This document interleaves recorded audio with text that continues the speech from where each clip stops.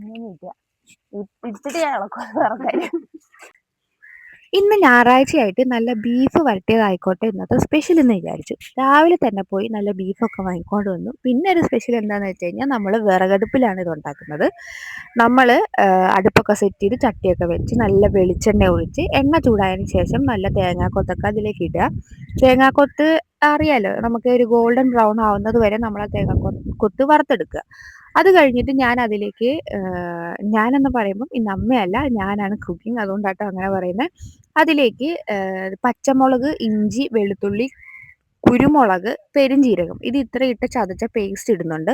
അതിൻ്റെ clip actually കിട്ടിയില്ല, അതാട്ടോ ഞാൻ പറഞ്ഞത്. അതിട്ട് വരട്ടിയതിന് ശേഷം അതിൻ്റെയൊക്കെ പച്ചമണം മാറിയതിന് ശേഷമാണ് ഇപ്പം ചെറിയുള്ളി ഇട്ട് കൊടുക്കുന്നത്.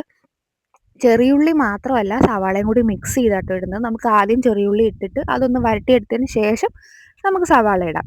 ഞാൻ മുഴുവനായിട്ട് ചെറിയുള്ളി ഇടുകയാണെങ്കിൽ അത്രയും നല്ലതാണ്, അത്രയും ടേസ്റ്റ് കൂടും. പക്ഷേ ഞാനിത് പകുതിയായിട്ടാണ് എടുത്തത്. അത് കഴിഞ്ഞ് നമുക്ക് കുറച്ച് കറിവേപ്പില ഇട്ട് കൊടുക്കാം. കറിവേപ്പിലയും ഇട്ട് ഈ ചെറിയുള്ളിയും കൂടി ഒന്ന് വഴണ്ട് വന്നതിന് ശേഷം നമുക്ക് നമ്മുടെ സവാള ഇട്ട് കൊടുക്കാം. എന്നിട്ട് നമുക്ക് വരട്ടിയെടുക്കാം. അപ്പം ഏകദേശം ചെറിയുള്ളി വരണ്ട് വന്നപ്പോൾ നമ്മൾ നമ്മുടെ സവാള ഇട്ട് കൊടുക്കുകയാണ്. സവാളയും നൈസായിട്ട് അങ്ങനെ തിന്നായിട്ട് അരിഞ്ഞ പീസസാട്ടോ, നമുക്കിതെല്ലാം കൂടി വരട്ടിയെടുക്കാനുള്ളതല്ലേ. അപ്പം നല്ലപോലെ തിന്നായിട്ട് അരിഞ്ഞ പീസസ് സവാളയും ചെറിയുള്ളിയും തേങ്ങാക്കൊത്തും പിന്നെ ഇഞ്ചി, വെളുത്തുള്ളി, കുരുമുളക്, പെരുംജീരകം ഇത് ഇത്രയിട്ട് ചതച്ച പേസ്റ്റും ഇത് ഇത്രയിട്ടാണ് നമ്മളിപ്പം ഇത് വരട്ടിക്കൊണ്ടിരിക്കുന്നത്. ഇതൊന്ന് അത്യാവശ്യം നല്ലപോലെ വരണ്ട് വരട്ടെ, നല്ലപോലെ കുക്കാവട്ടെ. ആ ഒരു ഗ്യാപ്പിൽ നമ്മൾ ബീഫ് വേവിച്ച് വെച്ചിട്ടുണ്ട്. ബീഫിൽ നമ്മൾ മല്ലിപ്പൊടി, മുളക് പൊടി, മഞ്ഞൾപ്പൊടി, ബീഫ് മസാല, കുരുമുളക് പൊടി, ഉപ്പ്, ജിഞ്ചർ ഗാർലിക് നമ്മൾ ഇതിലിട്ട അതേ പേസ്റ്റ് ഇത് ഇത്ര ഇട്ടാണ് ബീഫും വേവിച്ചത്. വെള്ളം ഒഴിക്കാതെ, വെളിച്ചെണ്ണയും ലേശം ഒഴിച്ച് വെള്ളം ഒഴിക്കാതെ വേവിച്ചെടുത്തതാണ്. ബീഫിൽ നിന്ന് ഇറങ്ങിയ വെള്ളം ആട്ടോ അത്.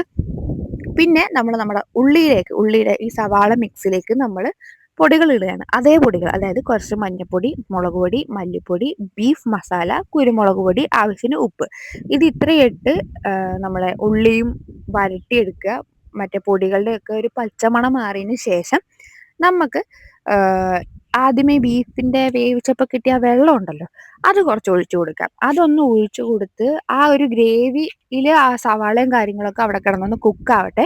ആ ഗ്രേവി വറ്റിക്കണ്ടോ, ഈ ഒരു പരുവത്തിൽ എണ്ണയൊക്കെ തെളിഞ്ഞ് വരുമ്പോൾ നമുക്ക് ബാക്കിയുള്ള ഗ്രേവിയും ബീഫും കൂടി ഇട്ട് കൊടുക്കാം. നമ്മൾ ഇന്ന് കറിയല്ല, ഞാൻ ആദ്യം പറഞ്ഞല്ലോ ബീഫ് വരട്ടാനാണ് ഉദ്ദേശിക്കുന്നത്. അതുകൊണ്ട് നമ്മൾ ഇത് കുറച്ച് സമയമെടുത്ത് ഇത് വരട്ടി ഡ്രൈ ആക്കി എടുക്കണം.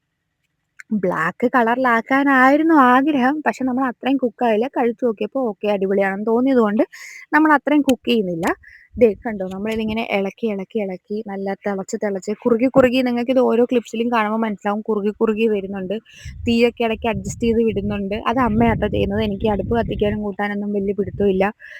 അമ്മ സഹായിക്കാമെന്ന് പറഞ്ഞതാണ്. ഞാൻ തന്നെ ചെയ്യും എന്നും പറഞ്ഞിട്ട് ചെയ്തതാണ്.